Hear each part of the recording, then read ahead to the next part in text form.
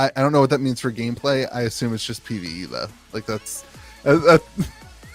You no, it is PvE. You didn't do it until the last second. Okay, now y'all really got me. Whoa. Welcome to MTZBWY with you, America's most favorite RPG podcast. I am, of course, joined by the Dungeon Master himself, Josh. wow. I am also joined by the man, the Mimic Man, the Magic Man, Louis DeGeorge. And we are Mimic's joined guest, right? by our co-host George down below in his Harvard building, where he is. He's a teacher, a professor. He is. He is in his room right now, waiting for his students to arrive. It is an early morning for us. We were recording at 7 a.m. The last time I got up at 7 a.m., a friend blew me off. It was terrible. But I am. I don't do 7 a.m. This is the first time I've set an alarm in a long time. So, like, wow, that killed that conversation. I'm proud of you. It is hard to work with you when you make statements like that. Why? It is hard to work with you, period. Those kinds of statements make it harder, I would say, Josh. I mean, I have two kids. They just wake up. No. Actually, Yeah, fair. you don't have to set an alarm. This is the first time I've woken up before my kids since my kids were born. Like, Your poor wife. Your wife deserves the Nobel Peace Prize. why? For me waking up with my kids? No, for marrying you. Oh, that's fair. She does, for the record. I agree with that statement. Okay, everyone. Welcome to the Magic the Gathering podcast. Today, we're going to chat about Dominaria Remastered. It comes out this Friday. As you are listening to this, it is legal street date for Dominaria Remastered. Yes. Pre-release date. Pre-release date. Nope. I double-checked this yesterday. The 13th is the release date. Yep. You guys can look it up while I tell them the rest of the podcast. We're going to talk about Mark Rosewater's statement that New Phyrexia all will be, or that March of the Machine is going to have something that's going to change Magic the Gathering forever. Yeah, that's not the topic I care about. Get to the topic I care about, please. We're going to talk about the D&D OGL, the open game license from Dungeons and Dragons. Hold on. Can I correct this? It is the leaked proposed rules for the role-playing game. Continue. Ooh, Yes, podcast yes, speculation. Yes. It is highly relevant to our conversation. Very. We're also going to throw in Nerf gun reviews in the same section. So stick around for that. Anything Hasbro. George and Josh had plenty of opportunity to change the topics on this podcast. I love My Little week. Pony. Yeah. Continue. Okay. We're going to talk about Cryptic Wave 2. And then we're going to talk about Sorcery, a league that's happening. And then finally, we're going to finish up the MetaZoom Minute talking about skateboards and their 4 different boxes for Much their better next set. skateboards. Much better skateboards. So let's hop on in. I love the new skateboards.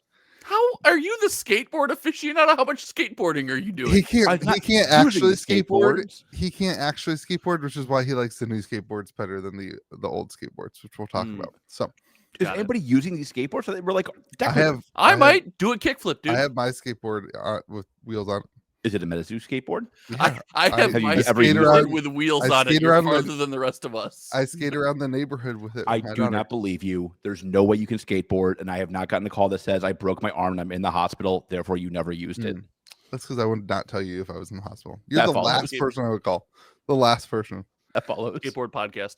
All right, I'm in. Dominaria Remastered. Who was right? What did we guess? I don't know. Just we've been debating back and forth. Not you, dude. Not you. Not you. That's one we know. So we don't know who was right yet, but we do know who was wrong so far. All right, why was I wrong? Tell me why I'm wrong. The boxes seem to be doing very, very well. People are loving the quality. People are loving the boxes. People are enjoying opening them. Basically, everything you fudded up about the set was wrong this time. First off, I want to restate from last week that you and I had the same prediction. So not everything accurate. You had a slightly worse prediction. No. And it was about price, and you have been against this set since the get-go. That is fair. Yeah, I know. I am, as a store, I've been against this set since the get-go. And I think that was a valid statement. I mean, like, if I got too many boxes and I was selling a TCG player, I'm breaking even right now. There would be no sense in me. I'd be opening packs. That's what I would be doing. Why is that your go-to? Because you make more money. If I have to break even, I'll crack packs. I mean, like, then you have an opportunity to make more money. It works. Also, like having singles in store brings people into the store. Like having singles from the new set, which is not really true Did for you sell your Dominaria singles Remastered. On TCG Player? Yeah, all my singles on TCG Player are in my inventory at store. Like when you come to my store, you scan. We have a kiosk, or you scan a QR code, and it has our TCG Player Pro account, and then you can create an order right from there. That's a pickup in store order. So instead of thumbing through singles or having like a huge singles display, I have that because I'm a news store. So like I have all these new flashy things, and I'm up on the times. You're copying my business idea. No, my partner is copying your business idea. No, my business partner who's in the same space as me is copying your business idea. That follows. Continue. Yeah. You woke up like you're just feisty today. I'm in a great mood. You just want to fight. This is my good time. You and your speakers behind you just want to go after everything, huh? So this is the old building. This is the. I don't like those speakers. Yeah. I want to let the viewers decide. You are in a prestigious university's hallowed halls, and Louis and I are in studios for fledgling YouTube channels. Who's in a better space right now? I think it's us. I like Definitely George's. I like George's robot ears. Yeah, I like his Mickey Mouse ears. It's very Lorcana. I'm in. God, Lorcana's doing great still, by the way. We can talk about that at all? So Dominaria Remastered hasn't released yet. It hasn't released yet. Okay, I agree. Let's not talk about games that haven't released yet. Continue, Louis. The sorcery section is going to be rough. All right, let's not talk about Dominaria Remastered then. No, it hasn't released. You have boxes. Josh? I think Dominaria Remastered is awesome. I had a chance to play some back on limited. topic. Dude, it was so much fun. Screw you. I want to talk about this set. I think this is a huge win. I love this set. The limited play experience was a blast. And I don't know if it's a function of playing sealed over draft or the fact that this is, old school Magic, essentially, limited interaction. It just felt amazing. Putting down creatures, building bigger board states, turning them sideways, and playing an instant every once in a while. This was like Magic that I grew up playing, and I sat there for probably way too long, neglecting my child playing this game. Like, she was asleep at home, and I had internal dad guilt. It was my first time out of the house. It was my first time, like, leaving, not like out of the house, like I go to work and stuff, but like leaving the kid to go do something myself. Like that, I felt guilty the whole time and still had fun. It was a blast. I love this set. I felt like that. It sounds like it's similar to Brothers War. Like Brothers War was a pretty on the ground. Like I said the same thing. I felt like it was old Magic. You're playing some artifacts, but mostly like creatures and that kind of stuff. So I'm excited. We didn't get to play the Dominaria Remastered yet, but it sounds like you. I think Brothers War felt better than some previous sets as far as that goes, but this goes way back. You have your limited event today, right, Louis? Is at the release of this podcast. Yeah. You're gonna have a blast, dude. You're gonna really sealed, like it. Friday sealed, Saturday we're doing draft. And like, I don't know if it's just sealed, but and maybe it's just the community I got to play in. Nobody is like trying to shark the event. Nobody's like min-maxing and like what goes poorly, what's the best in a slot. Everyone's just playing fun Magic. Someone's like, I'm playing this deck because I want to. I had an Enlightened Tutor Juggernaut package just so I could slam and go, I'm the Juggernaut. Slam it on the table. It was a blast. That's pretty typical for pre-releases though. Like, because I like pre-releases. You really can't strategize. You're really stuck with what you have. It's not like draft where there's like a strategy to your polls and that kind of stuff. Well, you're still limited to your whatever's in your you're limited to your pool for sure. Yeah. So it provides a more casual play experience in general. Dude, it's so much fun. Liking it. I mean, I was watching a couple of box openings last night and people were liking it. The card quality is insane. Yeah. Card quality is absolutely insane. Yes, Josh. That's not StarCraft 2 content. Wow. So I want you to know I had to do it because I knew nothing else about Magic this week. So like I had to prepare only for this podcast. I've done nothing else this week. I think I've talked to my store once. Your poor students. My poor back. So like dying. People seem to be loving it. The other thing that people have really said is that the collector boxes do feel really good. Yeah. People are liking what their pulls are, which is what I expected. I mean,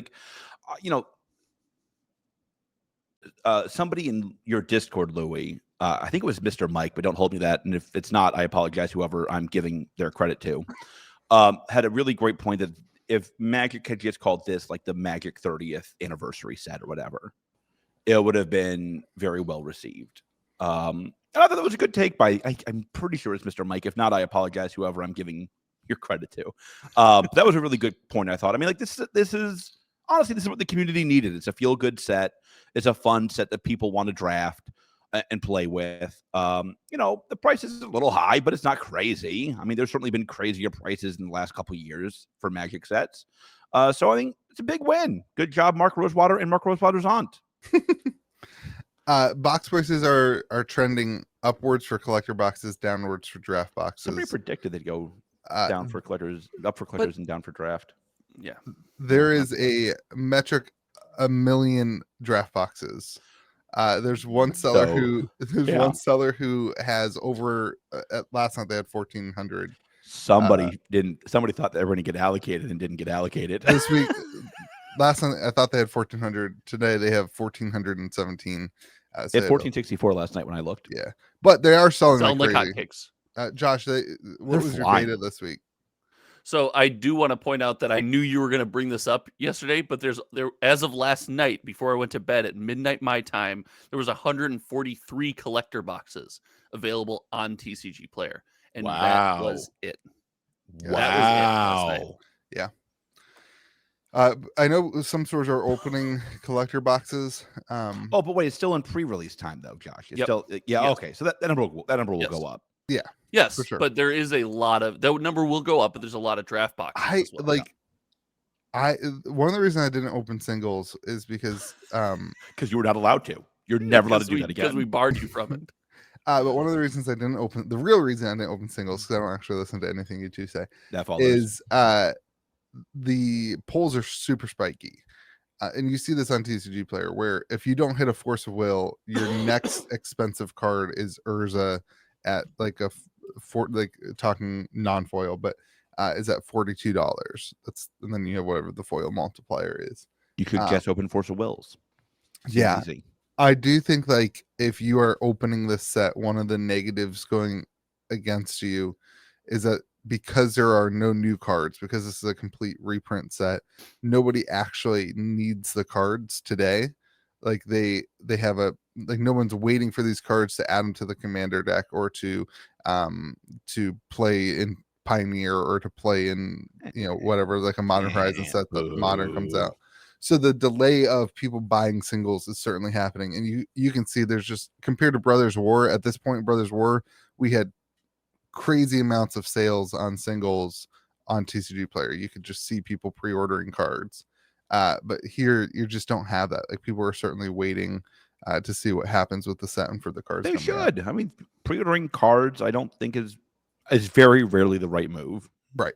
Totally agree. But more rarely than ever pre-ordering boxes, I think. Yeah.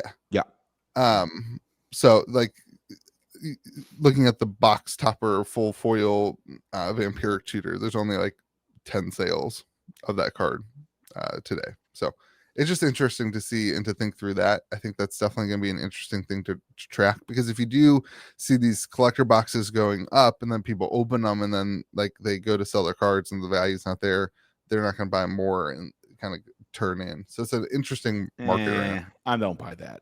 I think people like cracking packs. People there's people like cracking packs. They like buying boxes. If you're opening Magic, if you're opening any TCG box to get more value than what you paid, I'd find a different hobby. The odds of that aren't very high. I'm not saying necessarily more value than what you paid, but if you spend $300 on a box and the most expensive card you get is not, if you don't get a Force of Will, the most expensive card you get is $42. That's not true though, because you get there's either foil versions or different versions. Right, but there's not going to be a huge foil multiplier on this because of the collector boxes. Everything's shiny. Everything's like, right now there is, but as people open singles, but even you look at Urza, the difference between a foil and a non-foil is already only $15. The foil Urza, that's the, other than Force of Will, that's the next most expensive card. The foil, but there's 10,000 versions of Force of Will too. Exactly, right? And when nothing's special, nothing will have a then premium. How come the prices are so different? Like, how come the market's not showing that yet? Because it's pre-order and nobody's opened their boxes yet. There's not a ton of singles available, but there will be a big difference still, I would suspect, between the regular version and the super fancy pants version, the retro frame version, and the borderless version. I am using the borderless version. Other than Force of Will, if you take out Force of Will, which is my conversation, you don't hit a Force of Will. If you get no version of it, version of it. Yes, which I have done box openings already this week and done that for people. Shout out to those patrons. Congrats. You got nothing. Congrats on not hitting foils, $80 that I said you have to hit. The next expensive card is the retro frame Urza. Urza foils, $80. The Urza's foil for that market price, what's been selling is $80, and the market price of the non-foil is $64. So you're seeing already, like, if you open a collector box and you buy it for what, $280? Well, $292 as of this morning. I mean, like, you get a third of your box back, more than a quarter of your box back in one card if you pull it. That's not. I mean, like, there's been worse pulls. And I think something that can't go unmentioned is the fact that I think we're going to see a lot of value just throughout that pack. Your lands are going to be a couple bucks. There's going to be a lot of commons and uncommons in the retro frame foil. They're going to hold around $1 or $2, right? There's going to be a lot of rares that sit around that $5 to $7 value probably. So I don't think you're going to rely on cracking a box and getting a huge hit. But you're late. I'm surprised, dude. This is not the take I saw coming. The last weekend, the big pre-sale weekend, there was like $200,000 in draft boxes alone ordered. And I cannot believe you're not all in on the fact that you can get almost anything you can get in a collector box. You can open in a draft box. Save the foil lands. Yeah. And the community is eating it up. Like they love the positive take, Josh. It's new for him. Give him time. Well, this is like right up your alley, dude. This draft box. It's like affordable to the community. You can use it to play the game. You have a chance to get anything you get in the collector box. Dude, this is the marquee product here. This product I think is going to stand the test of time. Like the draft box is that you're saying? Yes. Yeah. It's just a wonderful experience. Like that product just kicks ass. I think that's true. It feels like a set box almost. Like when you're opening it, it feels like a set box. But you can draft it. No, I know. I'm saying, but like the quality and the experience of opening it feels like a set box. Well, it feels like a draft box where they actually took care into putting things that people want to pull into it. Yeah, like it's. I think it's like one. I've opened quite a few. I think like one borderless foil per box too. You seem to get like a consistent type of thing. There's a nice distribution. We got a Force of Will in the box we opened. Yeah, I definitely like that you can get every card in the set from the draft box. That was not super well advertised in their in their conversation about it. There was an asterisk farther down the page that it just took us time to find. But like of all boxes ordered, man, the distribution of draft boxes is like 75%. It's like that. That doesn't surprise me. Like George is the only person who seems to think that $300 for a box of Magic cards is like. If it's not, the price will go down. The market sets the price. Yeah, I think it will go down. But like the point being that I am not surprised that people are buying a $170 box over a $300 box. In this market. I don't think that's the only reason they're buying it, because every other set has shown that when the data comes out, draft boxes are the least amount of product ordered. When the set box and the collector box are available, the draft box is the least. But when you make the draft box worthwhile, more so than about the price, the fact that the product is worthwhile, we buy it, and we have so many uses for it. Do we crack it? Do we open the cards and try to flip them on TCG Player? Are we juicing our commander decks? Are we actually drafting with our friends? Like, there's a million uses for this product. Every other set I think that you're talking about also has the set boxes, which is eating up a massive supply of people who are buying the draft boxes. That's how I started this take. That's a great take, Louis. Thank you for sharing that. That's a great take. When Louis. did you talk about set boxes? I said, wait, Louis, do you smell toast? Unlike the people who bought draft boxes for Dominaria Remastered, the number of draft boxes increased not just because people are drafting the set, but because they were also, those people would have been buying set boxes from another set. Yeah, we agree, and that might have been just my fault at the beginning of the take. It's the fact that the box has more uses, right? It goes wider. It's something that people can do with it, and I think that's a big win. I enjoy that. I think that's nice. It's nice to have this box that I can feel safe buying. I think one of the things comparing collector boxes and draft boxes is that the number of pulls of mythics and rares are significantly higher in the collector boxes. Yeah. Which is probably good for the long-term value of the collector boxes. Like the pull rate is not quite there, in my opinion, on the draft boxes. I think I get like 4 mythics, something like that. I heard it was kind of weird, wasn't it? I thought some boxes felt, I don't want to say juice that implies that there's like a that card break come in. I don't think it is, but I really think, I think there's something to that. Yeah, like it is in my opinion, like I typically would recommend opening set boxes for if you're opening, and I thought I would gravitate towards this set. You should open draft boxes because you would get more, like, because you have more packs, you get more hits, whatever. But dude, like the collector boxes are just completely like packed in with. I thought the thought was you always open collectors if you're doing box openings. Is that not right? But what he's saying is this set though feels like draft finally has good value to open. Like this box has it feels good to open. I'm saying that I would prefer to open collector boxes in this product. That's what I'm I not thought, saying that's what that. I thought you were saying. I'm saying you don't get enough mythics in the compared to the collector boxes. You don't get enough mythics. I think, George, like the different other sets, Brothers War, I think that was certainly the case because of the do it, Josh. Serialized cards. Do it, Josh. Josh, why was that the case for Brothers of War? Serialized cards. There you go.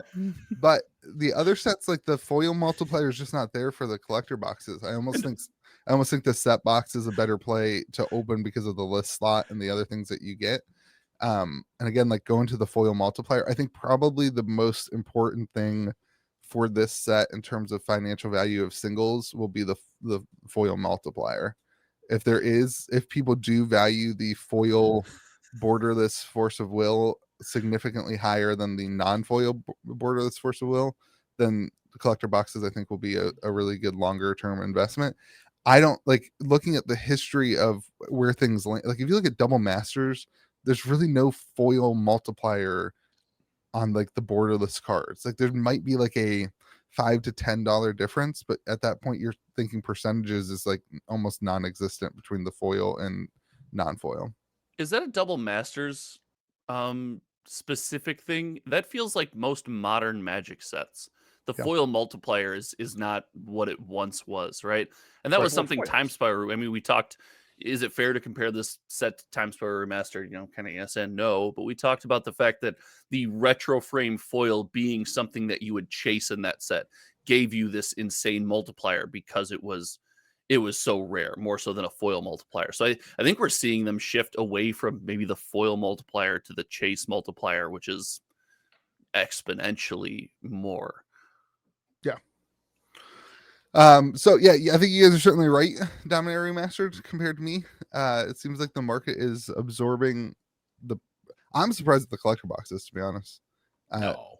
292 as of last night or something like that? Yeah, 292 right now. I'm surprised that the market it's still pre-order time. Yeah. Yeah. It's still pre-order. Traditionally, pre-order is a race to the bottom, though, George, and we've raced to the bottom, and we've also now kind of come back up. This is not my take is not that the boxes prices are skyrocketing. It's all up to the moon from here. I'm saying this is just a weird little blip in something we don't normally see. Yeah. I think kind of the next question is, do we see another wave of this distribution, or are they actually all out? That's the conversation. That should have been our whole podcast, is debating, is there collector box wave 2? Because if there is, it's the running theme of May the Zoo be with you. Will they reprint? That should be our new tagline. If there's collector box wave 2, dude, I gotta tell you, that's not a good sign. That's not a good sign. Like, let's say they come out and they have 15% more supply. Oh, that's fine. Sure.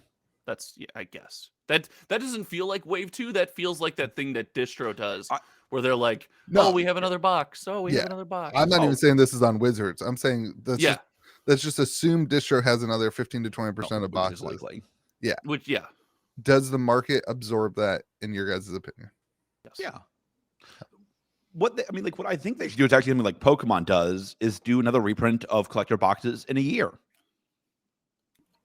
Like, I think the problem they have is that they reprint too quickly. Not that they I think they reprint too much, but they also reprint too quickly. Like, let the market absorb it, then release the next wave. I think the difference between Magic and Pokemon, like, I'd have to think through the actual numbers, but Magic will have 10 releases before next year if they were going to reprint this. Like, all the money and energy of the community goes towards the next. Like, we're already going to be talking about Phyrexia All Will Be One. Like, the money is always going to the next thing, and so people lose interest in a set like this, Dominaria Remastered. Who's going to be buying Dominaria Remastered collector boxes when Modern Horizons Lord of the Rings is out? You know what I mean? Like, the community attention span is pretty small. Like, as a result of Wizards and as a result of the community being much smaller than the Pokemon community. If this was a standard set, George, and it was selling like this, we saw these market trends that we're seeing, I might be on your side. But let me tell you why you're wrong, boo-boo.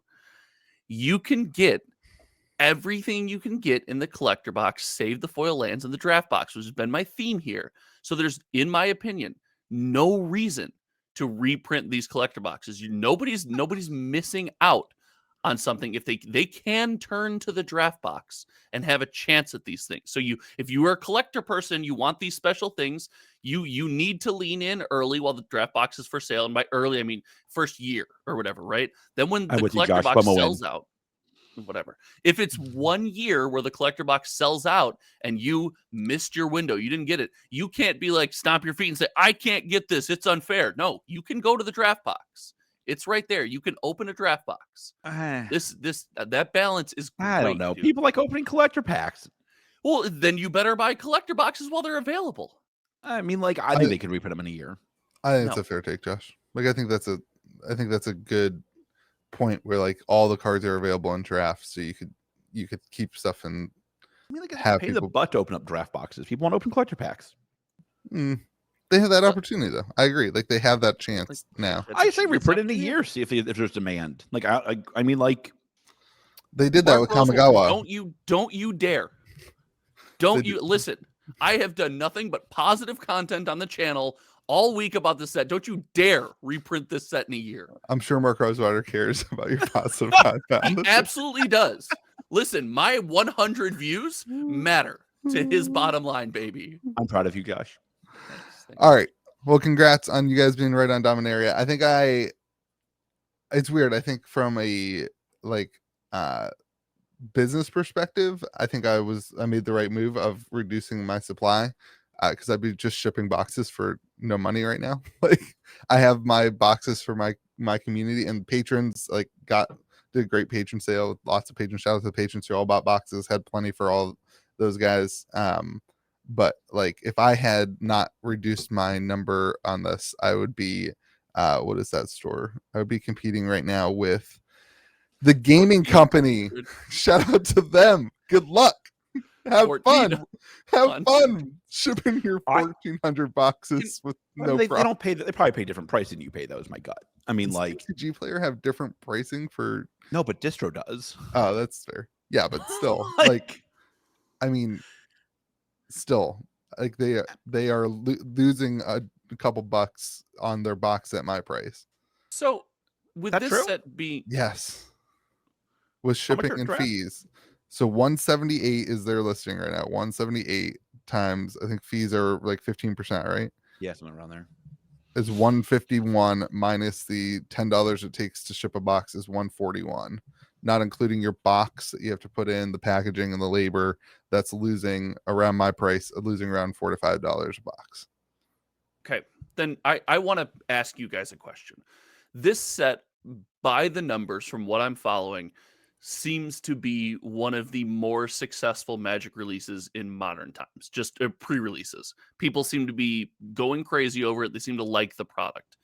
If this is the case, Louis, your statement you just made, and this is where I have a blockage of knowledge. If I would have ordered more and not reduced my number of boxes, I would be in trouble. I'd be like this store. How can you successfully carry Magic in 2023 if the most successful product, you're like, oh, if I had more of this, I'd be in trouble? And this is not a criticism. This is truly, I don't understand how a store can then carry Magic. You just sell to your store. You're not selling it all on TCG Player or really online. Okay. Like, so it's like foot traffic. And what the gaming company is doing, or whatever all these stores are doing, is they're increasing their spend to get other product. That, and George is right. Like, their price might be $5 cheaper than me. Now they're making a couple bucks a box, and they sell 4,000 to 1,000 boxes. They made $1,000. Like, that's just the volume game that they're doing. Like, you have to have buku capital to do that, though. Like, that's the trick. We're talking right. Well, to front 1,000 boxes, assuming that many of collectors at least listed on TCG Player right now, they have $200,000 of cost of inventory. Yeah. Like, I don't have $200,000 to park into Dominaria Remastered boxes and ship them out all week. Like, I don't have that time, and I don't have that resources. So as a store, like, I think you have to just focus in on your community and then utilize TCG Player in online sales to recoup costs of extra product that didn't sell locally, and then have a couple boxes on your shelf. Or you have to have a Patreon model like Rudy, where you have that kind of thing, and you have people who are buying boxes without paying fees. What a weird example you for the Patreon when you yourself have one. Pump it. Well, like, like, that's another model that a lot of stores I'm seeing do. They have like a $20 a month subscription to their store, like, where you are a member of their store, and you get discounts on boxes and that kind of stuff. That's been a pretty popular model that's been happening lately. From my perspective, then it's saying, like, okay, as a game store, because again, I think about a lot of this from the other side of the counter, right? But from your guys' side of the counter, you really have to foster that local community. And if you want to do business online, you have to have big spend or some kind of special model, like a Patreon or a membership or something like that, where you're maybe dodging the TCG Player route, right? Where you're not selling those boxes. A lot of these boxes on TCG Player aren't going to make stores a ton of money. And you guys said this year we're going to see more stores close. Do you think stores are going to learn that they need to pivot away from this selling sealed product on TCG Player and trying to compete in that arena early? Or do you think it's going to consume some stores? Just that alone, just that model. I think the model works. I mean, like, I will bet you, like Burning Tree does it very well. Like, there's a couple of companies do very well on TCG Player. They just have a different business model than like Louis does or I do. Like, I'm sure they're making money. I'm happy for them. It's a different model than I have. It seems like they must be making money because the boxes are always available, and that's what it confuses me. Because I've done the same math you've done, Louis. It doesn't seem like they are, but it feels like they must be. I will bet you they spend $500,000 to $1 million as a release. Let's say, you're going to get a discount on everything when you do that. Yeah. Like, life is different. But like, the trick I would say, and this is what I would warn, on people to think is, I have $500,000. I'm going to do this. Here's what I'll warn you. You can spend $500,000 on this set and probably make a, 30 grand, 50 grand, 100 grand if you're lucky. Maybe more if you have if the collector boxes move up. But yeah, bingo. Yeah. You can also get stuck with $250,000, $500,000 of D&D. Right. And then you're done. Now you have to put in, now you have inventory. You can't move. You can't sell to get your capital back, even if you wait too long. And then you're, now you got to put in another $250,000, $500,000. And like, this, going to like, how to source create Magic. I mean, listen, like, Magic has become very high risk. I don't think I've been under 6 figures for any release this year. that means like if a release is done, I feel it in my soul. Like I'm like, ow, that really hurt. So like it gets like Magic has become a lot higher stakes than it has been before, I think. Yeah, and that's where the conversation about the set came out, because the collector box price is so high. It's like there's a high risk. Right. Also, shout out to our competitor, or our channel sponsor, sorry, MVP Sports and Games, the lowest listed boxes on TCG Player for collector boxes. So you're competing with that kind of stuff too. So and that's where it gets scary, right? Because they happen to have a very close relationship with a distributor. I'll leave it at that. And like, I'll leave it at that. So like their cost and our cost might not be in the same ballpark. Also, shout out to our definitely not welcome to sponsor the show, Card Shop Live, which is competing on their own platform, without paying fees at a definitely discounted price, getting boxes assumingly, I don't know, maybe direct from Wizards. I guess it's interesting when you break it down like that, watching you and George kind of do the both business models, whether it's brick and mortar, in-person foot traffic, and you with the online presence, find ways to navigate these Magic products. That's something that's always fascinated me. So sorry if I derailed us on Dominaria Remastered. I was just curious. Card Shop Live selling on TCG Card Shop Live sucks. It's amazing. They're the worst. It's so bad. It's so bad. All right, let's move on to changing Magic the Gathering forever. So I'm going to read a little tidbit here. If you take my take on this, I swear to God, I will walk off this podcast. I don't think I remember what your take is. I will walk off this podcast. So Magic players have been asking Magic's lead designer, this is from mtgrocks.com, their summary of it, for tidbits of information. Thankfully, while Rosewater hasn't revealed much, he has confirmed that March of the Machine isn't just another story event. Instead, it will have significant gameplay changes that contribute to Magic being changed forever in 2023. I know what it is. Yeah? Yep. All right, George, take first. The life counter wheel will replace the dice that you use to count your life in the app. This is a great take. It's fantastic. So like the big change, you're going to delete the apps and use the life wheel that you can get from your LGS if you buy a Phyrexia complete bundle. That's the change, and you're both welcome. Yeah, let's qualify some things. Number one, not the same set. Not even the same set that this life counter is given out. I know it was for Phyrexia, wasn't it? Yeah, well, there's multiple. Yeah, this is for March of the Machine. Oh my God! What really? Yeah. But Watsy's goat, Hasbro's goat. There's no product fatigue at all. Like, it's all right. That's not product fatigue. That's product confusion. There's spinning wheel fatigue now. So like, really, that's really disappointing. That was my great take. Yeah, good job. This is a set that comes out in 2 sets. Yeah. This is. How the hell would I know what the change is then? That's what we're speculating on. That's why we're speculating. That's the content. To the podcast. That's the content. How many boxes will they? All right, George? Screw it. I'm back in. There will be a second life counter that they release. That will be the change. Every set will have a different spinny life counter.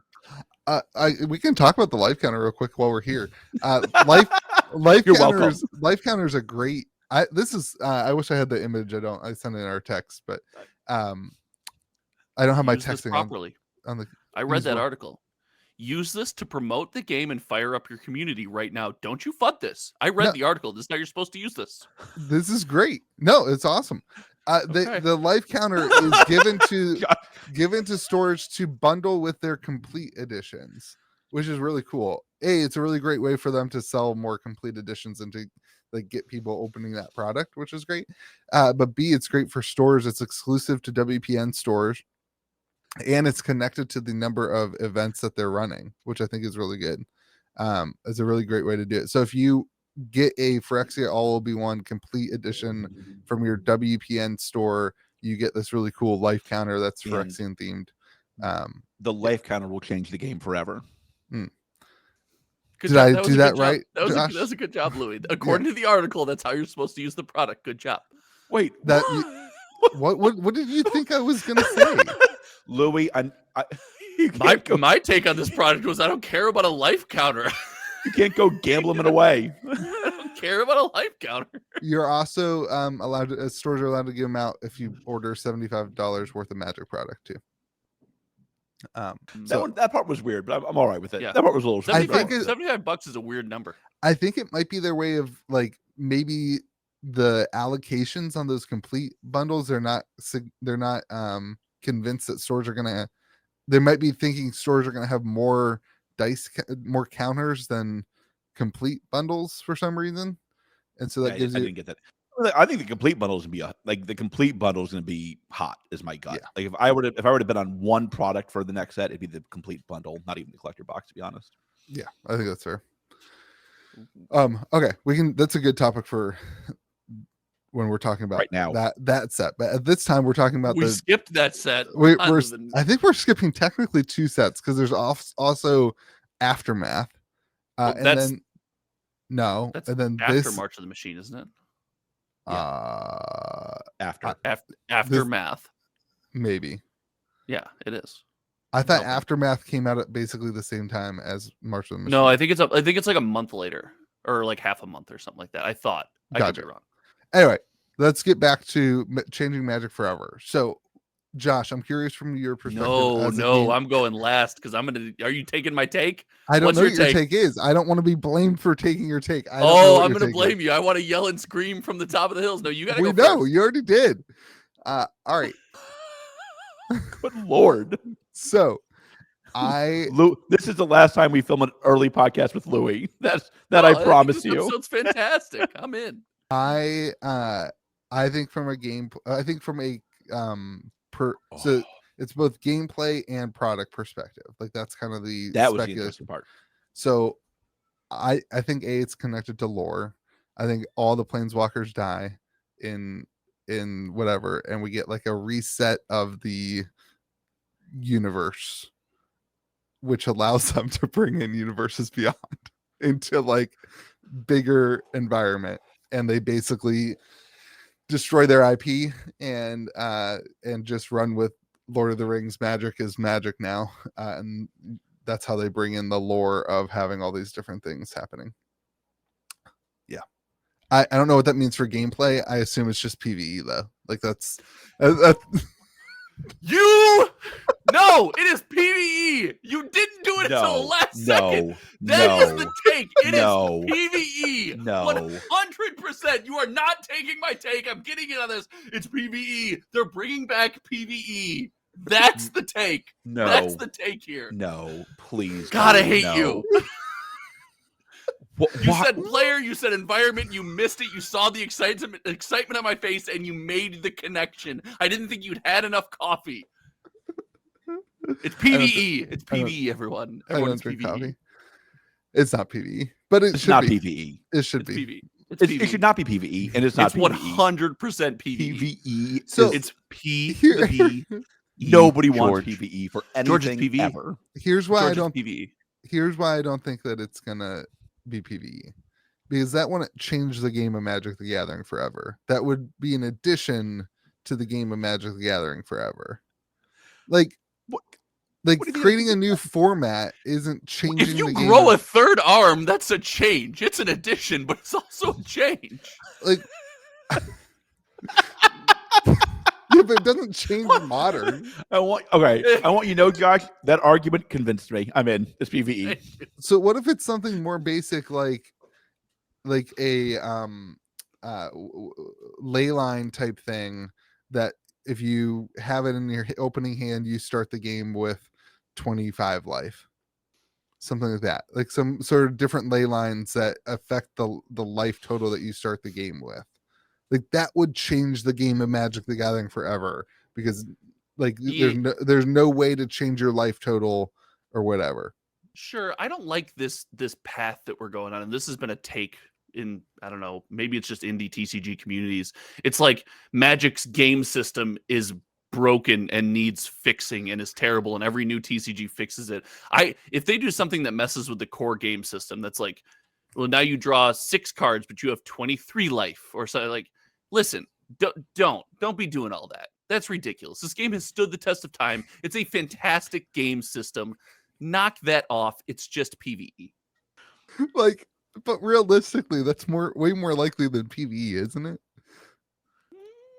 I don't know. Is it? I think it is. I don't think it is. I agree with your take on that, by the way. We the take on like not just dissing Magic's game system.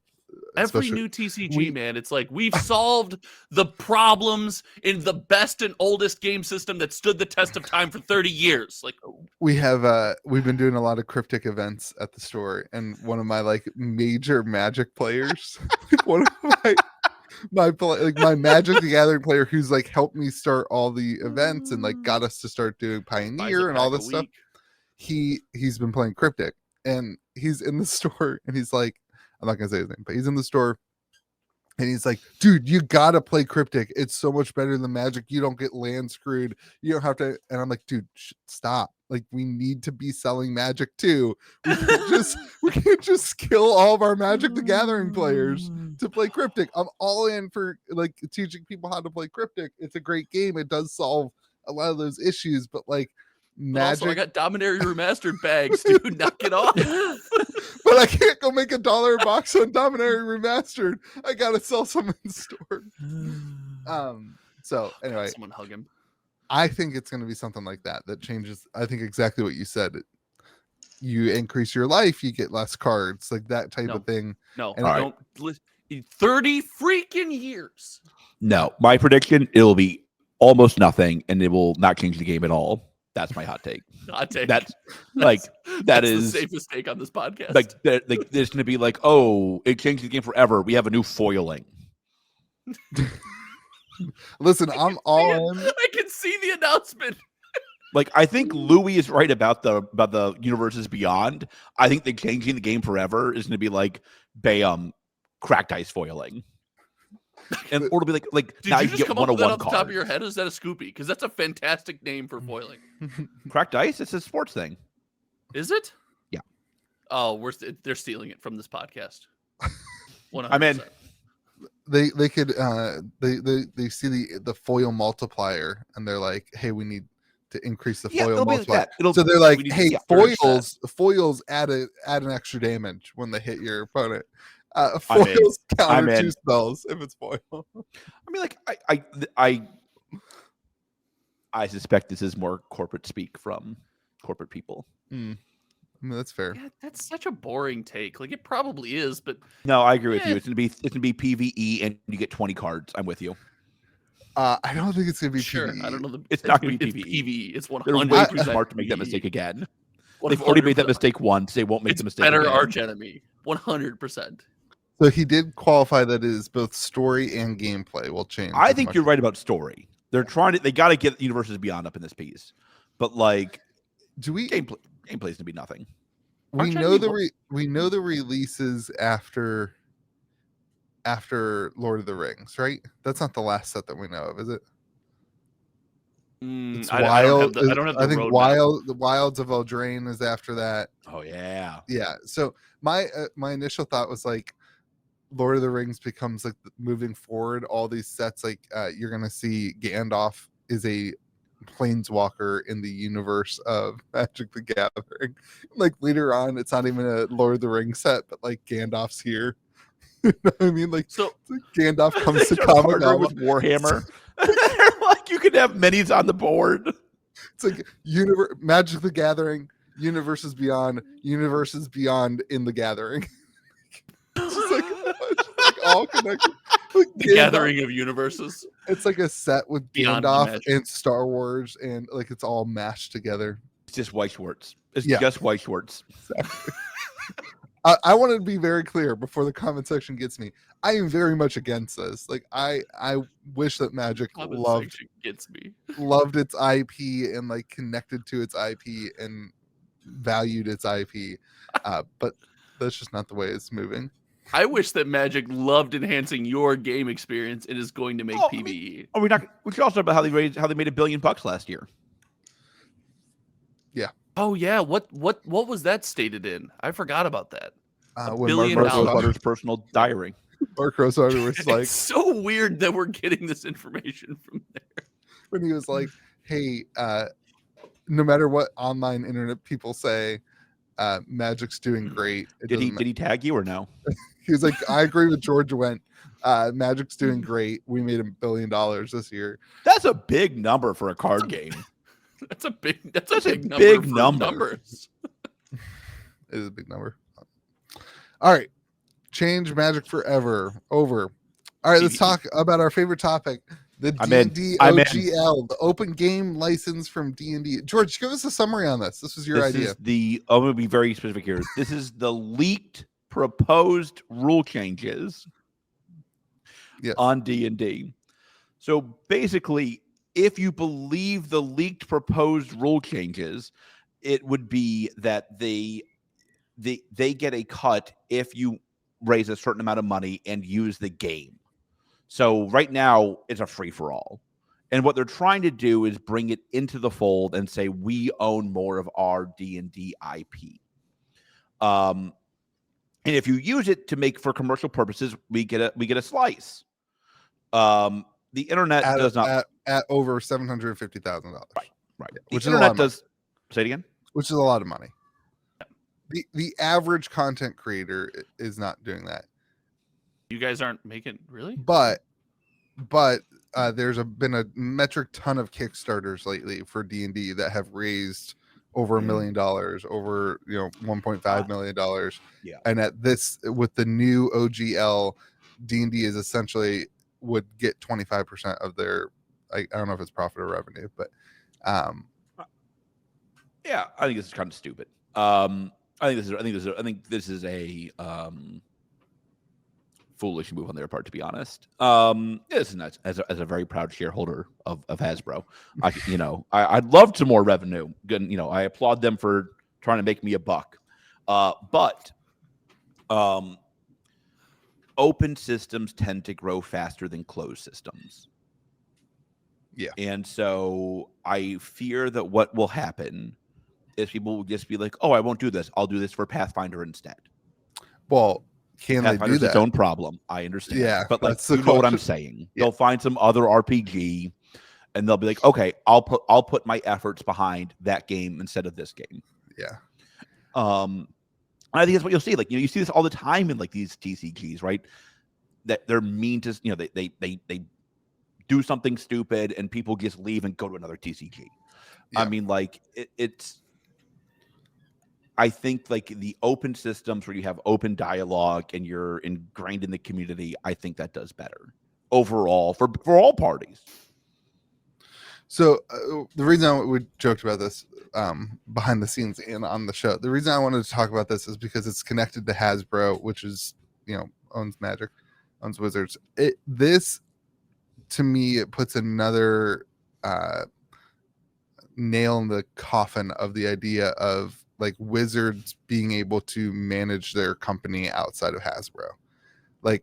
This has Hasbro written all over it, and I can imagine Wizards employees who have been at the company and who love the games and who have been creating whatever must just be absolutely infuriated. I assume many of the Magic the Gathering part of Wizards of the Coast was frustrated with this. Even you saw on the when they're announcing the Magic 30th anniversary product, and the people who are talking, they're legitimately sad on the video. You could see their faces. The lady's reaction when the guy said it's available for $999. Her reaction was yeah, there's a freeze frame of her just.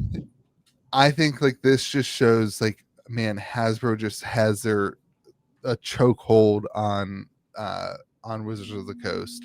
And I think you're gonna see the Magic community got mad about this and reacted. I think the D&D community, the nice thing about D&D is they can just do that other thing. We're Magic, yeah, you have other TCGs, but if you move a content creator moves from Magic the Gathering to Pokemon, that's a completely different sphere of humans.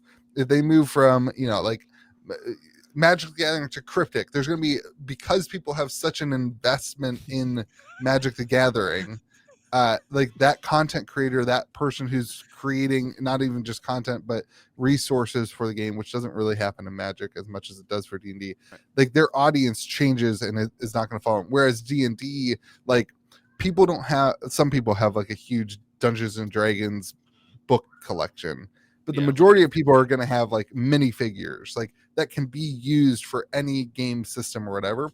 So I do think you're going to see a large amount of the community move away from 5th edition if this actually gets put out there.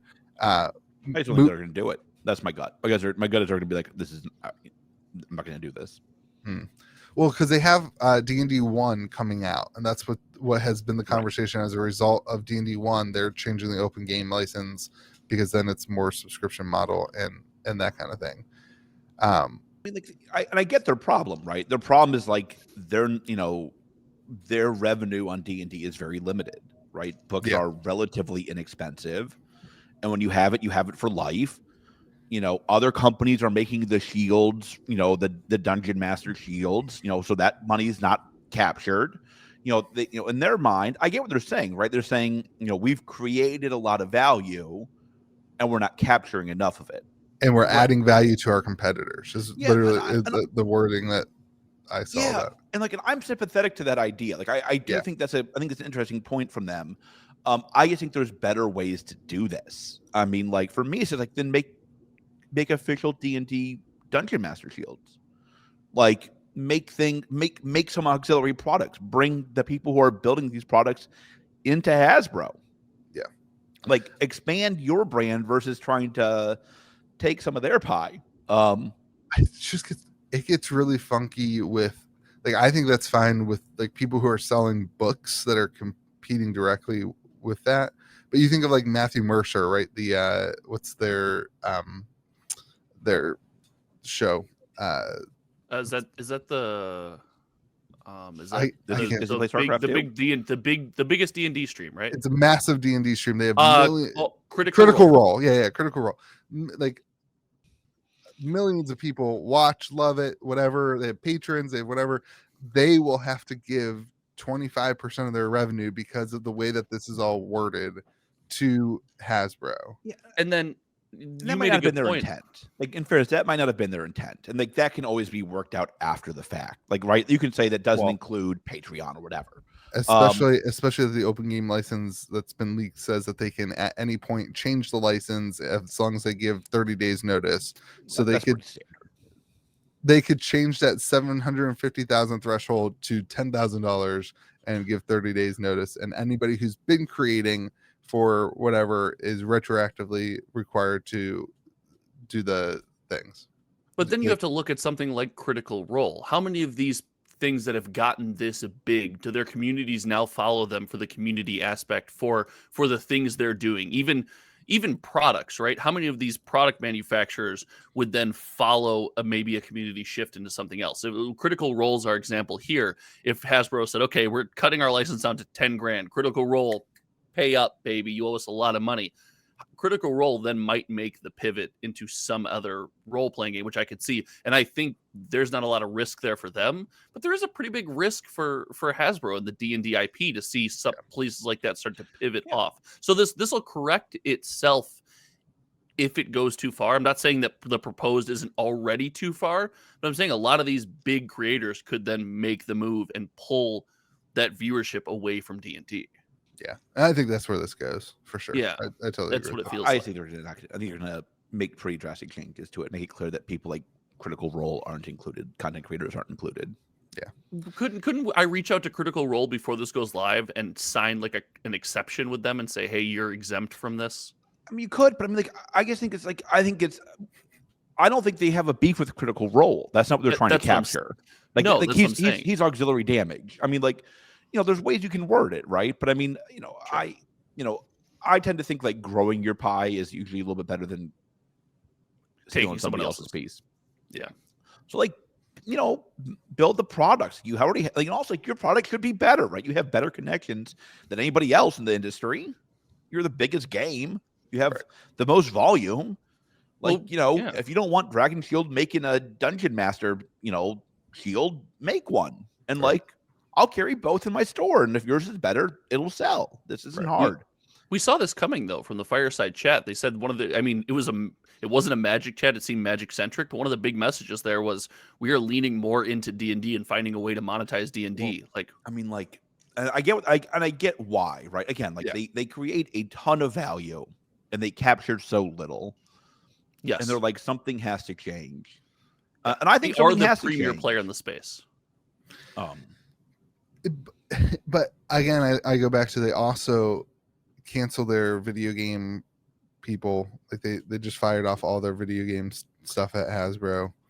They have a movie coming out, but they have reduced their writers or something like that in the show. Just got picked up by Paramount Plus for D&D. That's good. Yeah, I mean, I think they're lost on how to handle D&D. I think they're far more lost on D&D than they are on Magic. I think they have a roadmap for Magic. People can whine about it all they want. They don't have a competition with Magic. Like their competition is indie TCGs with Magic. Yeah, that's over. Pokemon. But they don't look at Pokemon like a competitor. It's not competition. They look at Pokemon as a advertiser, which is nuts. I think they're right. Yeah. And so I think D&D does need to they do need to strategize about how to handle D&D. I think they're doing that. I just think this is probably not the way I would go about it, but the leak is super unfortunate, right? Because maybe they haven't had time to flesh this out or fine tune the details, and now people are up in arms about something that might not happen. Well, that's or might not be the fine print. Yeah, sorry. Yeah, so here's my take on that is, yeah, it could be a leak, and it hopefully, and I think I agree with George, get changed. But the leak shows what the intention is. The leak shows what their goals are to the community and where their values are. Their value is not growing the community and being a part of it. Their value is take from, they literally, in the open license, it literally says whatever product you are creating, we can monetize it, we can take and sell it. So if you are a independent developer, you develop this amazing campaign for D&D 5th edition, you sell it on Patreon, which, mind you, has been the way that D&D has been set up for now 50 years. For 50 years, they've created this ecosystem of rewarding content creators, rewarding creators of books and whatever to use their system.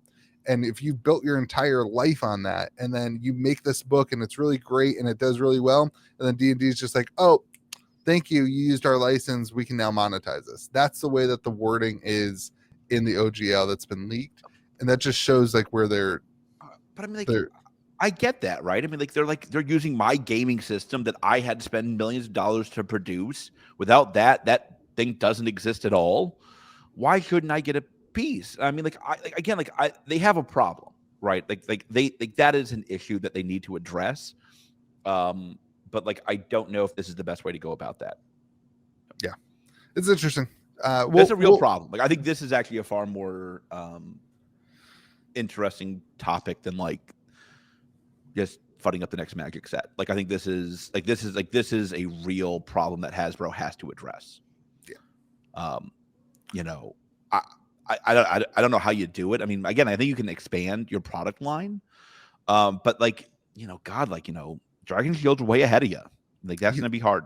Even minifigures. The way that businesses are doing those things, they nobody buys a $20 Magic or Wizards branded minifigure anymore. They're buying things on what's it called, Kickstarter, where they're these big huge lots, and you get a bunch of them, and you get to paint them, you get to do whatever. Do you carry the little plush things, like the D&D plush? I don't do much D&D. Because the competition's too high on Amazon. The D&D plush, I gotta figure out that I don't know if that's officially licensed or not, but that sells well at the store. They gotta find out. They gotta figure out how do you capture more of the value. But I don't think this is the right way. I don't think plush is the way either. Yeah, the plush sell. They go well. They do well because it has the. That's a weird. No, because it has the hole for the dice. It's a fancy dice holder. Yeah. Is there a chance that this actually does a lot of damage to D&D? Before I let you guys, I let you guys go, where it's like we talked about people leaving Magic, right? And if Magic pushes people out, they don't necessarily go to other TCGs in the video game internet era. Is there a chance that if D&D pushes people out, they don't go to another role-playing game, tabletop RPG? They just go to video games. I think they go to the RPG. Really? Yeah, Okay. I think That's RPGs. different. I think that community. I think also like a way to the startup spend. Yeah. Okay. I think the way to look at it is like if you take your most ingrained Magic the Gathering player who loves playing Magic the Gathering and is a competitive card player. Yep. Sure. When they leave Magic the Gathering, they probably go to another TCG. Okay. Your casual player of Magic the Gathering, your Friday Night Magic twice a month guy, when they leave Magic the Gathering, I don't think they buy into a new TCG. I think they go to video games or I don't know, whatever other. I don't do anything else. I just do Magic. But they go to some other hobby that they go buy a kayak. I don't know. Right. They go buy a kayak. They find another hobby, probably video games. Right. They go up shit creek with kayaking in my experience. I'll be honest with you. But I think people who are ingrained in D&D, like it's just it's a culture thing, right? And so like their play group will just be like, hey, let's buy this system, let's hop in. It's like one person buys the book and everybody can play. Like and that's the problem. Yeah. You know, and that's why I was surprised to see this, because like I think this is like remarkably high risk. like you could tell me a story where this like horrifically backfires and they have to backtrack fast, and like nobody knows what this looks like. Like this is a risky move. Disconnect again though, like the theme we had with Magic 30 was disconnect from the community. And in my opinion, like this is disconnect from the community. This is a executive making a decision, lawyers and an executive making a decision who don't understand the culture of the community. And so then you have pushback like this that's extreme. And I think the D&D community is like completely on fire about it. Like every video on YouTube is about that's facts. So anyway, it's interesting. All right, go watch other YouTubers' content on that. We might bring it back up eventually, but probably not. We will bring up Nerf next week though. We have the Halo Nerf guns. We used to carry the Halo Nerf guns. They sold. Nice. I didn't know that. Put it in the comment section. You didn't know that. I didn't know Nerf had Hasbro. I didn't know Hasbro had Nerf until last night. Yeah. Did you buy more stock as a result? I have the Nerf arcade games, and so I'm proud. I'm glad I'm helping my stock. You're welcome, Mark. There's Nerf arcade games. Yeah, I don't. Yeah, I don't know why you're staring at us like you're like that's commonplace. Like it's an amazing game. If I saw the one person in the comment section would be like, "Of course, there's Nerf arcade. Of course, there's a Nerf arcade game." If I saw a Nerf arcade game in an arcade, I would keep walking. I would not stop at a Nerf arcade game. I might go Your buy a Nerf daughter would gun. be like, "I need to get in that game and go shoot some Nerfs." No, my daughter would not. Why would you not just give her a Nerf gun? Yeah. No. It's not. You're not shooting Nerf guns. It's a Nerf themed game. You all play like I don't want to interact with Nerf when I'm not shooting Nerf guns or throwing a football with a tail. It's a great earning game. It's a good game. It's a good earning game. I'm going to go ahead and defer to George on the arcade game side. This man knows nothing about arcades. Nothing. I go to an arcade once a week with my daughter, but I would walk past the Nerf one. But really, it's a good earning game. It'd probably. To be fair, I walk past just about everything that's not Colorama, which is basically roulette for my daughter. How old is your arcade? Oh, it's old. Holy God! It's still got tickets, like physical tickets and coins. Yeah, the tickets is a wild one. Yeah, and please. I don't think Tiltorama's been made in 20 years. Colorama's great. It's the easiest thing to get tickets from. We have all four. We put 4 quarters in. We do all the numbers. You're guaranteed 25 tickets. I mean, my God, you're raising a gambling like phenom. She's gonna break blackjack at like 15. I can feel it. There's one goal at the arcade. Get through the arcade. Get the tickets. Let her get her $5 worth of little junky toys and get to the food court and eat chicken. That's the goal. That's a win. The goal is like Chinese food. All right, let's talk about Cryptic. Wave 2 delayed until I think March. Late March, it looks like. Yeah. So I want to have a conversation because I've been pretty involved in the Cryptic community the last couple of weeks. Are you sure? I've been spending quite a bit of time and money. I've got a single store I've been working on, which I've been kind of trying to follow. Obviously, my store's got like 10 to 12 players who are actively building decks and playing. And then I've just been lurking in a lot of the Cryptic chats, and there's a common theme in the Cryptic chats about Wave 2, where essentially they're like the Discord friends are essentially saying stuff like this: Wave 2 is not needed because this product is the same. It's like the same set as Kickstarter, and Kickstarter boxes are like $150, $170. It's not like they're hard to get the cards. I've got the single store. People can buy you can buy a deck for $45. You can get your whole deck built out at CamDeansWorker.com. Yeah. But I think people are missing the point. Wave 1 is for the consumer. All right, like Wave 1 was for us, was for people who wanted to kickstart and get the Kickstarter product, and they wanted product in hand, and for stores who loved and liked the game before it ever released. But I have no product to sell to my 12 consumers who are actively playing Cryptic. I don't have any boxes in store. We sold out of boxes at like 125, I think, something like that. Like I open boxes for singles to be able to help them build decks and do that thing. But as a new store or as a store, there's no product that I can get from distribution in order to sell. So if I was a new store and Tanner came to me and was like, "Hey man, try out this new game. This new game's great. You should get it." I would say, "Okay, I want to do that. Where can I order product?" And then I would have nowhere to buy product from because there's no Wave. VP Sports. Let's be clear. Like, I think they're just wrong. Like, I think this is like not hard. Like, they're just like they're wrong. Like, I don't know how else to say this. Like Wave 2 does two things. It lets more stores carry it, and it also brings in new players.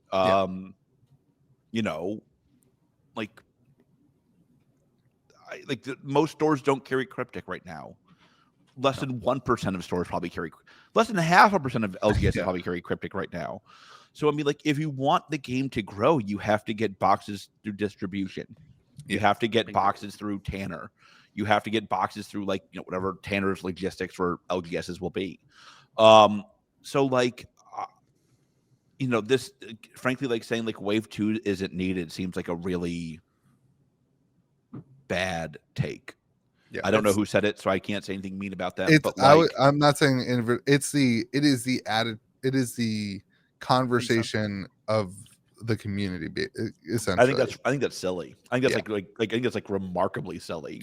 Well, I think one of the reasons is that if you look at it, box prices. I feel this a little bit like box prices at 150 to 160. It's like, why would you buy a Wave 2 box at 110 when Kickstarter, everyone thinks Kickstarter as like this big flashy thing is only at 150 to 160. Personally, I would buy the $150 box. But the point here that we're making is like that's not the issue. The issue is at the store level for stores to not have to be able to order product to take the game. I think there's two problems with that, right? First, like, I don't think boxes will be 170 in March, right? At the end of March. Like, that would the prices seem to have gone up considerably in the last 30 days.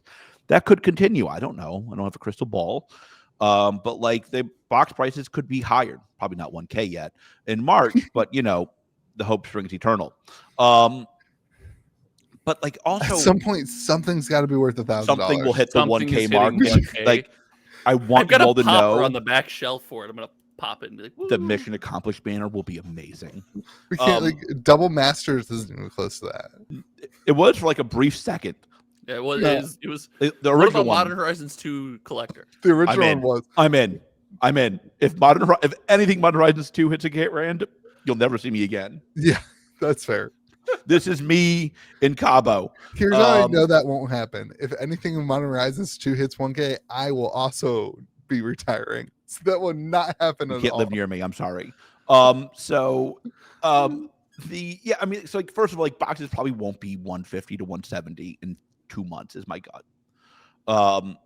But also that doesn't grow the game. Like, you need it to carry in stores. Stores need product.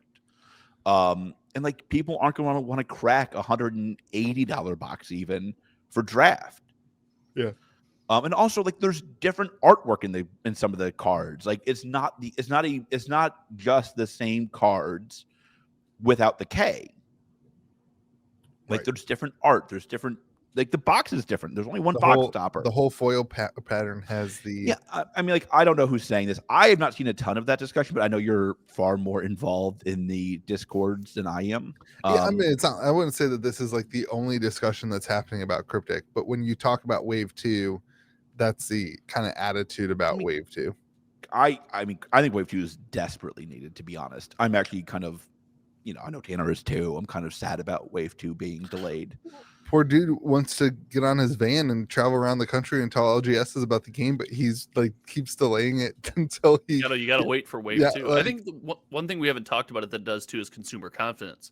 You hear someone pick up this game, and it's nice that there's boxes on the shelves that they can buy. It's tough if you pick up this game, you go somewhere, they're like, we don't have a box yet. We might have it in the future, but you can buy singles here. That confidence of an early adopter, someone who might be your store's champion, maybe wavers a little bit. It's that box on the shelf shows that, hey, I can get this product whenever I want. It's readily available. More so, like we said, than the box price or anything like that. It's like, okay, the box is there. It exists. Yeah. I can buy this and share this.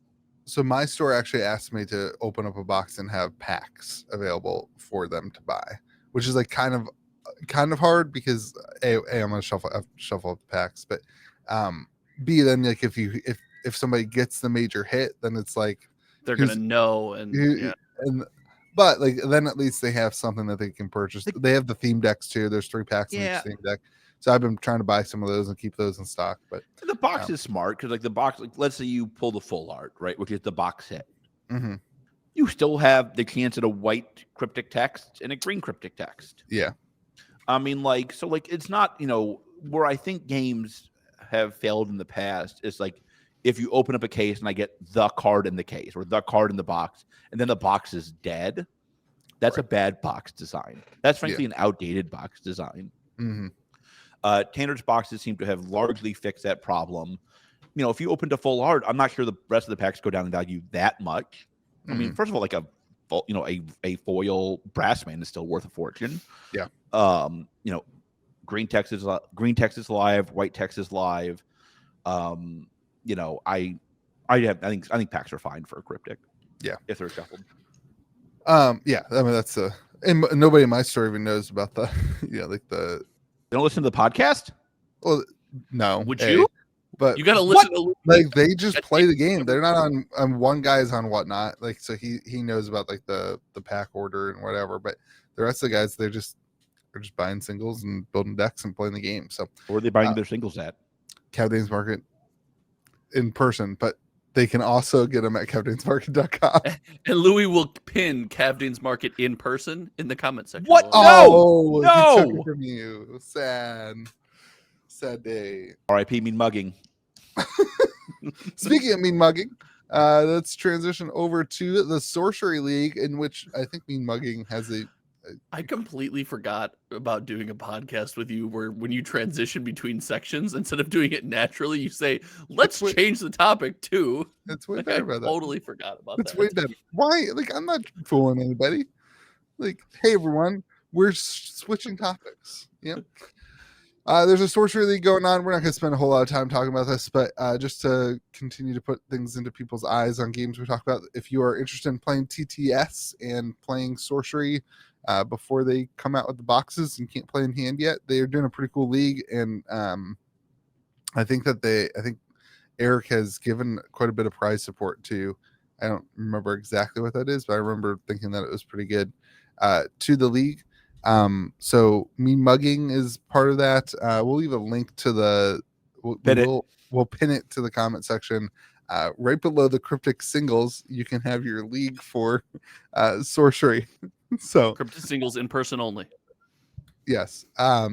So that's cool. So it's just cool to see some like conversation of gameplay again happening as you're seeing other stuff happen in stores. You know, you don't have your sorcery product yet, but they are doing a league, which I think is pretty cool. So yeah.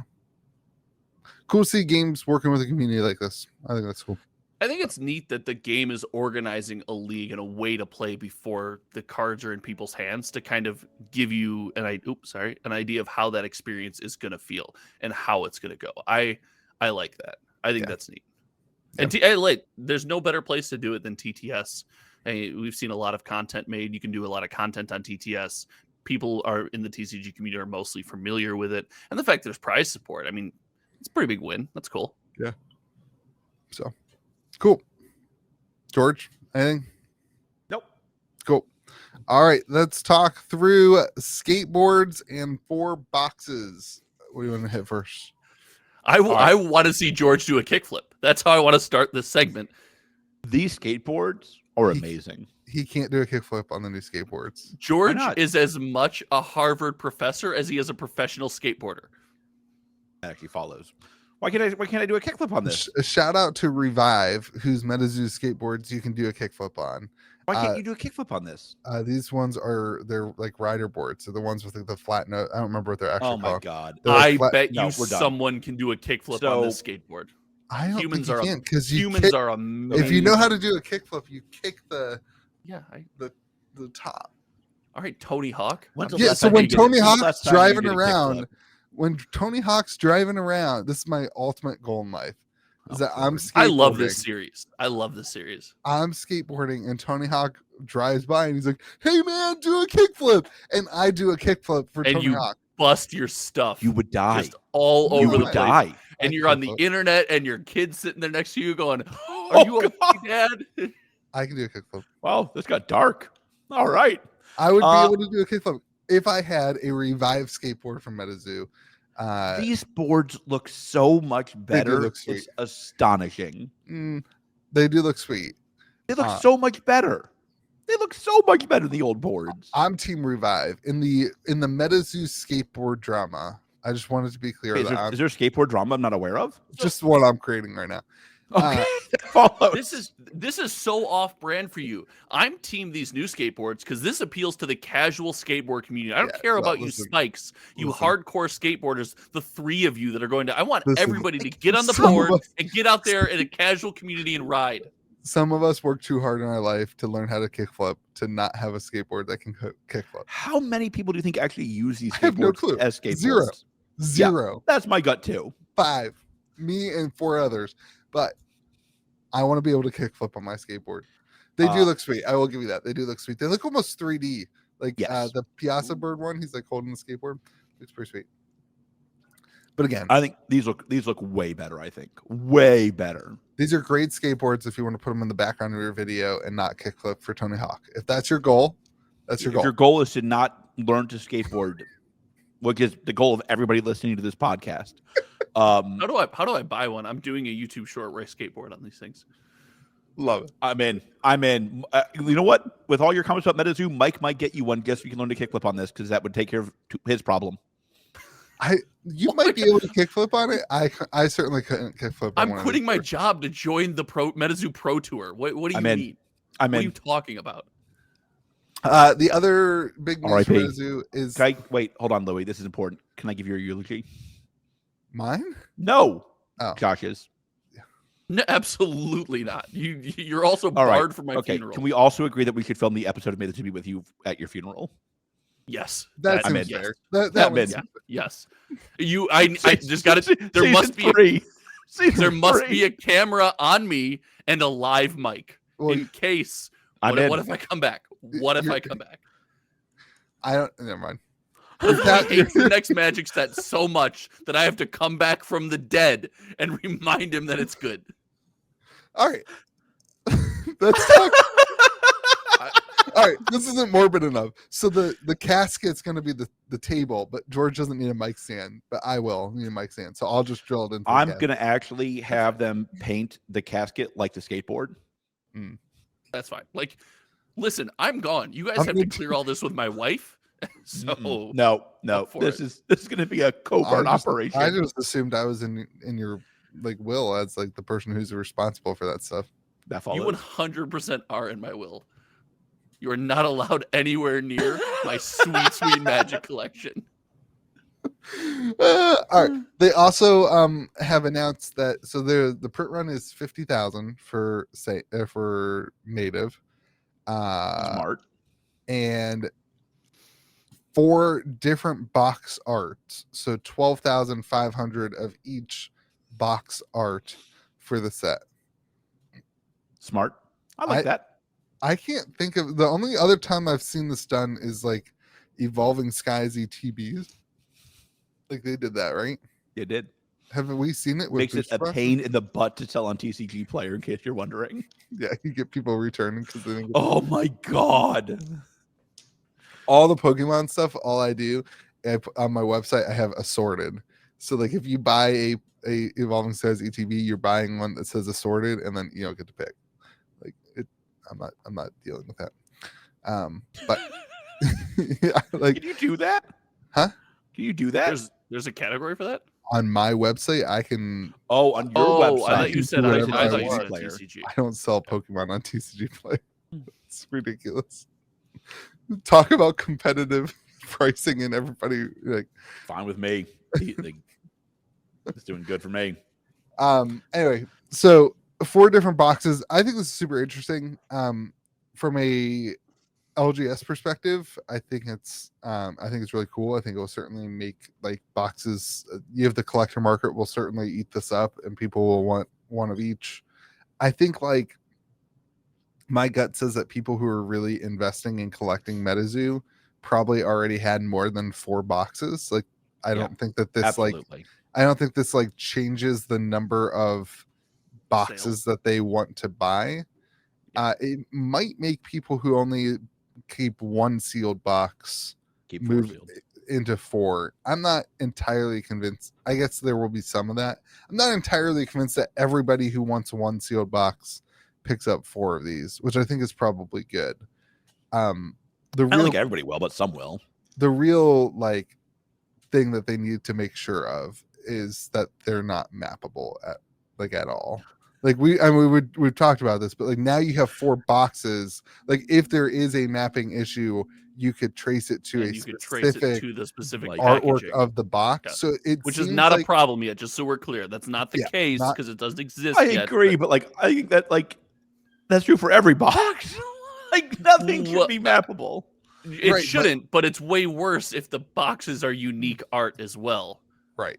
Like MetaZoo does. It's not like MetaZoo doesn't have a history of having mapping or products. Don't say that. Mike's going to want you to die on a skateboard, apparently. That's fine. That's what George told me. I'll be out there kickflipping on my revived skateboard. I will speak about funerals. Don't you guys worry. I got your back. Louis, tell your wife to bring earbuds. I just think like if there was ever a time that they need to double check and make sure that their boxes are not mappable, it's this one where there's 4. And also, it's interesting to see what they will do with it. Like, I'm curious. So a case is 12 boxes. Will we get 3 of each artwork, or am I going to get 24? Like a random. Am I going to get 100 boxes and get 5 cases, and they're all going to be the same artwork? As a store, I hope that the cases have an even distribution, so that I can distribute evenly my boxes to the customers who want that. And like that's going to be an issue if it's not the case. So I hope that is the case. Would it be something to be like, again, assuming the boxes is like the distribution is great and everything, would it be something to say each of the 4 boxes goes to a region and you have to order a product from that region? No. I'm just asking. No. I'm not suggesting. Oh God. No. Okay. All right. Mike, this is why you want to kill Josh. I understand now. It kind of goes with the theme of the set. No. That's God forbid someone comes up with a unique idea on this podcast. A unique idea where like, hey, customer of mine, I can't sell you this box. Please go to my competitor and buy from them instead. We could all live in an ecosystem together. Yeah, you could buy this box instead. I got this one Your for competitor also has to tell them to go buy your box, so it all works. No, I'm going to be like, if you buy from unless you get the bad one that nobody wants. If you buy from my competitor, you're banned from the store. I like it because I'm West Virginia, so I would get the Mothman one. There's not a Mothman one of this set, but in the future, I would. But if there was, you'd get I would get the Mothman one. So like, I'd be up. I'd be fine. Like my. it's all coming up Captain's Market. All right. Anyway, anybody else have takes on that? Just for the record, I don't think they've had a lot of problems with mapping other than this last box for their core products. Have they for core products? Yes. Nightfall had the ETB problem. We've had products that have had mapping. We've had sequencing. What was that? Wasn't that one UFO? Wasn't one of those was sequenced? I can't remember. There's been. Then we had the Nightfall spellbook problem. That's the one I mentioned. I thought there was something with UFO. I don't know. Like I think I think the core products have done all right. The tops have been an issue, obviously, but like I think the core products have done pretty well. That's the other one. No, well, tops has had some issues. I'm not going to get into that because it makes me cranky. But I suspect. How's your poker set doing? Did you play poker this week? First of all, how dare you? Second of all, I don't know. I'm not home. It's probably there at my doorstep waiting for me. He's going to cause your funeral and speak at it. Look at this. My wife knows to shoot on sight. All right.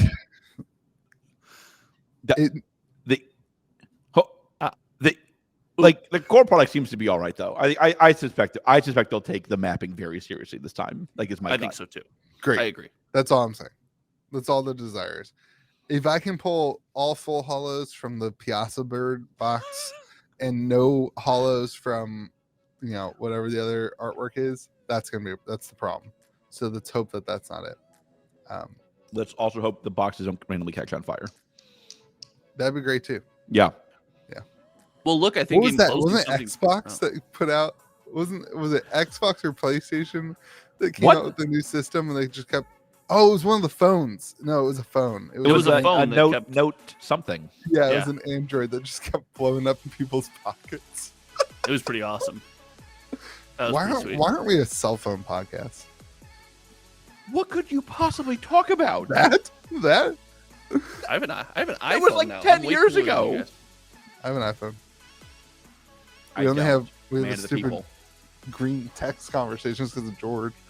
Why are iPhone people so passionate about that? When I got an iPhone Thank you. And was texting people, they're like, "Oh my god, it's the right color." It's like a cult. Yeah, it's not like a cult. Weird. It's not like a cult. You have one extra word in there. I'm in the cult, and I acknowledge that it's a cult. Also, this thing does nothing my Android didn't already do. I don't understand it. It makes you feel better about yourself, though. That's what it does. It is. I mean, I am better than you.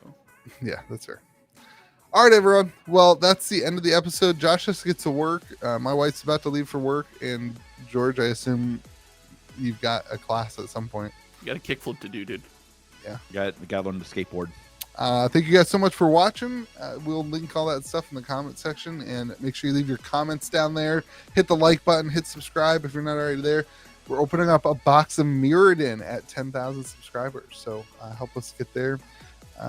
And then remember to be kind. I am. Well, you guys might hang out.